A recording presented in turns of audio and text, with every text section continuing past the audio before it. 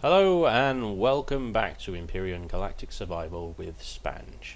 And today we're going to be doing how to build an epic capital vessel. And what I'm going to do for you today is I'm going to take you through how I went about building the Stiletto heavy corvette that you can download from the workshop now. Do download it, check it out, let me know what you think. The link to the workshop page is in the video description. But hopefully in these videos I can share with you some of the tricks and stuff that I learned while building the Stiletto and how I went about building it.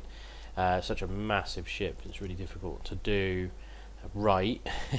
But the game does give you some nice tools to do that, and a few techniques that I'm going to share with you. So first thing you need to do is obviously start out in creative mode. And what I've done is I've used the little small vessel here to take myself out of the asteroid field so that there's no shadows, and I'm going to stick myself in direct sunlight so that I can see what I'm doing, which is very important. Now before you start building your capital vessel, you need to have a design in mind. If you're anything like me, I mean if I'm creating things freehand, they end up looking rubbish and boxy and things like that. So I either have to go off an existing design from the internet, or sketch one out on a piece of paper. But if you've got a design to hand and you know the shape that you want to build, it's a lot easier to do. So yeah, have that to hand on another screen, on a piece of paper in front of you, so that you can basically look at it as you go. And then obviously you just need to put yourself in God mode here and kit yourself up with all the tools and blocks and things like that you're going to need. Now when you're placing the core down for your the capital vessel starter block, I just get rid of all the extra blocks around it, so that I can place combat steel around the core, because obviously the core is probably one of the most essential parts of your capital vessel, so you want to make sure that it's very well protected. And a lot of people in their capital builds, I've noticed, they put the core is not very well protected, or you can see it from within the ship, and I didn't want to do that. I didn't want to have the core visible from anywhere in the ship, so I'm just going to surround it in combat steel and hardened steel blocks, and that way, unless you watch this video, you're not going to know where the core is on the vessel, and so you're not going to be able to have these SVs fly in and just focus fire on a single point in the ship to take out the core. You're going to have to take the whole ship out basically to destroy the core, hopefully. But this will be the hardest point of the vessel. And when you are deciding where the core should be in your design, try and make it so that it's in the deepest part of the ship. Obviously, I don't know if that's obvious or not, but that will make it obviously harder to take out as well. So the next thing to do in the way I did it, at least anyway, was to now outline the shape of the ship you want to build. And I started just by drawing its basic axes, so its length from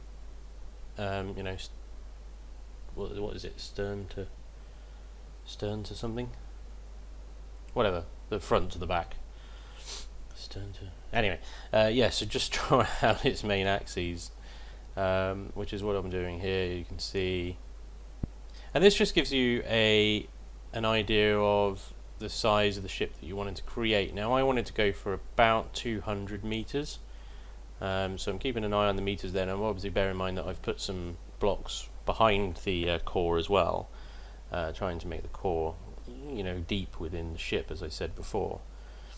So I think you can only place a certain amount of blocks at a time as well, so I just skip through that. So once you've placed the axis blocks, just start framing the ship. And the way I did this, I just put these truss blocks down, and yeah, just essentially build the outline, a flat 2D outline of the ship shape, the shape of the ship that you want to build. Once you've got the 2D shape, you want to start looking at increasing that to 3D so that you get the full width, depth and height of the vessel. And the idea is the truss blocks here represent the outer hull of the ship. Okay, and this does mean one negative side of doing this way is that you have to go through and delete all these truss blocks afterwards. But you know, if you are skilled at freehand building, then I congratulate you. You're very gifted and well done. But I find it's very difficult to build accurately, just build something that looks good and nice freehand without having a design to hand, without knowing the shape that you're going for. So that's it. Once you've got your frame established and the basic shape of the hull outlined, you can see here now that this is the basic outline of the stiletto, and this does change, and it doesn't, you know, it's not rigid. You can obviously change it as you're going if it's not exactly what you want in the frame. This is just truss blocks.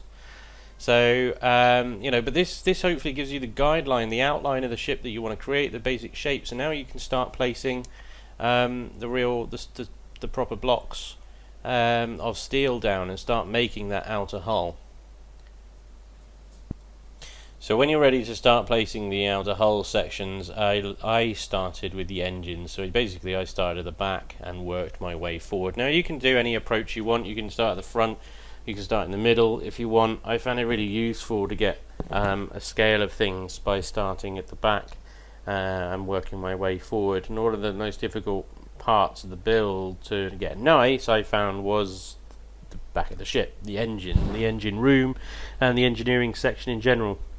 So I start, as you can see, by just placing these huge thrusters down and then building the bricks around it. And at the moment I'm just doing very basic blocks, square builds. I do some shaping around the engines, but I completely change that later because it just looks a bit naff. So I mean, that was a complete it was a complete waste of time for me doing that. So my advice to you would be, just don't decorate the engines until you know exactly what you want to do with them and the actual back of the ship is done. So just leave the engines there and crack on with the main hull of the ship. You can decorate it and you can shape it later. Ultimately you need the whole basic hull of the ship. Of course, once you've done some of the exterior of the ship, you can go in and start doing some interior. I mean, I found when building the exterior here I got a bit bored, so I haven't completed the whole thing, and I've decided I'm going to do some interior shaping now. Also did a bit of decoration, as you can see. So you know, as long as you're, I think, building interiors for sections that have already been completed on the outside, at least the basic shape anyway, you know, you can have a bit of fun with the interior, keep things interesting. So like I said before, I started on the back of the ship, and so I started some work on the engineering section of the ship, and this does change quite significantly later on, as you'll see.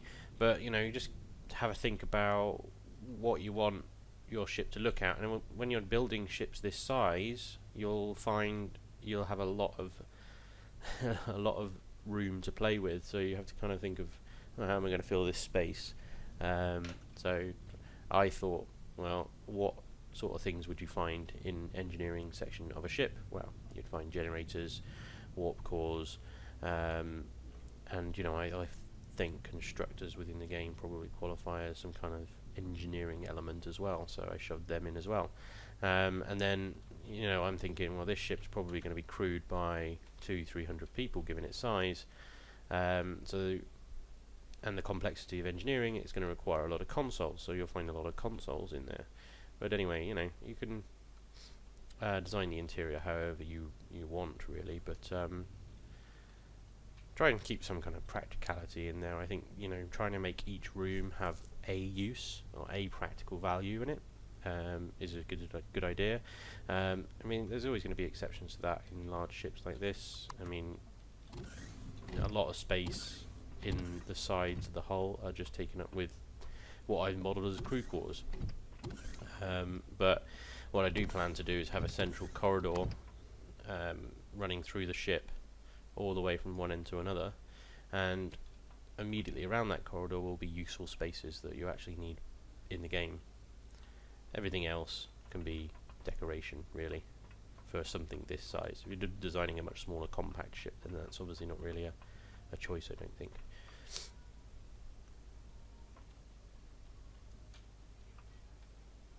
So to complete the hull of the ship, and the exterior is almost completely done, apart from decorating it, smoothing out some lines, shaping, things like that. The exterior of the ship is done. You now have the wonderful challenge of filling all the space on the inside. Now the reason I went for this design is because I think it's quite an easy design to start off with. This is the first capital vessel I've ever built, and I didn't want anything too difficult to do. So the Stiletto from Nexus the Jupiter incident is quite a boxy ship. You know, it's made of basically just armour. I thought, I'll give that a go. It's not overly difficult to copy, I don't think. I mean, it still had its challenges, but yeah, I know it looks fairly boxy. You might not think, well, I've seen sleeker ships, but you know, it wasn't ever designed to be sleek or look amazing. It was designed because it was early Earth space flight, and it had to be rugged. It had to survive. So once you have completed the exterior of the ship, you end up with this kind of empty shell inside that you can now fill. And what I find is if you basically try and layer it out into decks. Now I always like to have decks in 2 high block sections. So you've always got corridors that are 2 high and 2 wide, so it doesn't feel overly claustrophobic when you're walking around inside them. And then once you've divided it into decks, start filling out the rooms. And then obviously the medical bay there is a practical room. It's got a practical purpose, and the reason it's there is because it's right next to the main hangar deck here. So I would imagine ships coming in through the main hangar doors, landing here on the medevac bay, and immediately having casualties to head into medical facilities right here. So a bit of thought and design has gone into that, and to give you an impression of the space in just this one section of the ship, I have above the medical bay the O2 storage. I have below the medical bay, if I can get down the stairs, a bit of an engineering deck, some gravity generators that I've modelled. Obviously need to sort the lighting out in here still, but you get the idea. Now obviously zip into here, I've got grow pots. To the left of there I have 2 other docking bays on each side. That just to give you an idea of where we are in the ship. There we are. So we're in the second module of 4 of the modular design. So again, here you would imagine ships coming into dock with supplies. They would go into these crates that I've buried into the floor, or immediately into the greenhouses with food, crew supplies, or upstairs, and there are more greenhouses and food preparation areas, fridges and things like that. So practical purpose all the way through this deck here. Now I still have something to do with the space down here. I haven't quite figured out what to do yet, but I will think of something to fill that space with, and then of course all this space to fill yet, including the bridge.